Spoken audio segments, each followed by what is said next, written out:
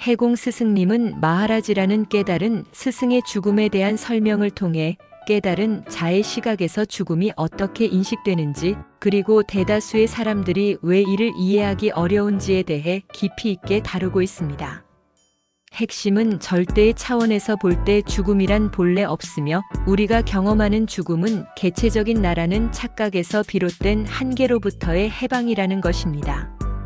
마하라지는 죽음을 육체라는 현상이 어쩔 수 없이 의식에게 부과하고 있는 한계로부터의 해방이라고 설명합니다.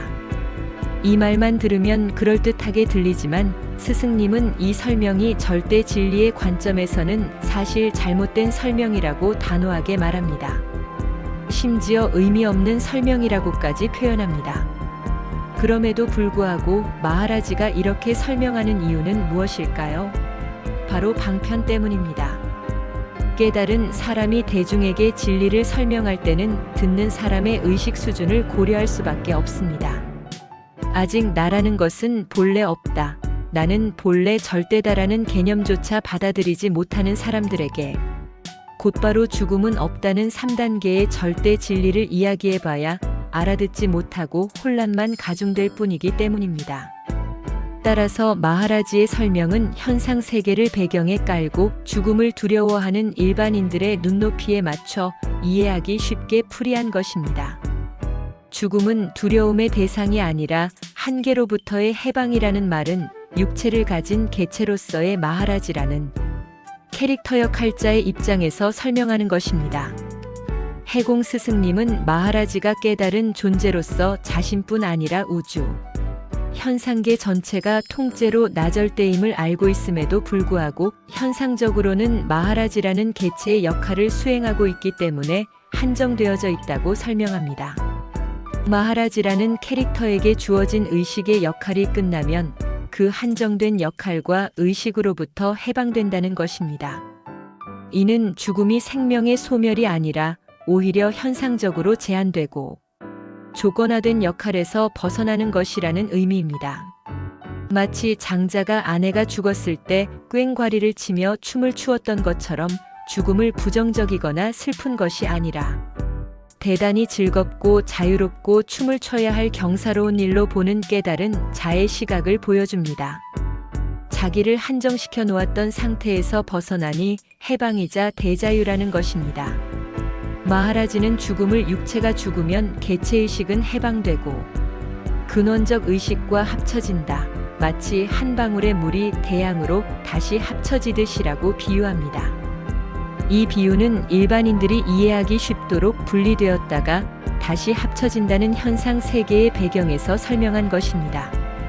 바다에서 증발한 수증기가 빗방울이 되어 개체성을 띠고 떨어졌다가 결국 다시 바다로 돌아간다는 이야기죠.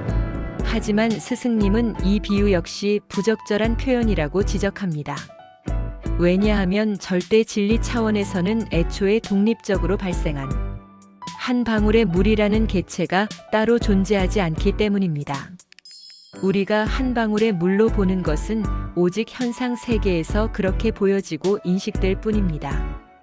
통째로 오직 하나인 절대만이 존재하며 그 절대 안에서 수십, 억만의 다양한 모습 현상으로 나투어져 있을 뿐이라는 것이 절대 진리입니다. 인간, 동물, 식물, 돌멩이, 물방울 등 모든 현상은 그 절대 안에서 다양하게 펼쳐져 있을 뿐 본래부터 분리된 적이 없다는 것입니다. 돌아간다는 표현조차도 본래 오고 감이 없는 절대 진리에는 해당되지 않는다고 설명합니다. 그렇다면 진정으로 깨달은 자의 시각은 무엇일까요? 그것은 바로 근원에서 전체를 통째로 보는 의식입니다.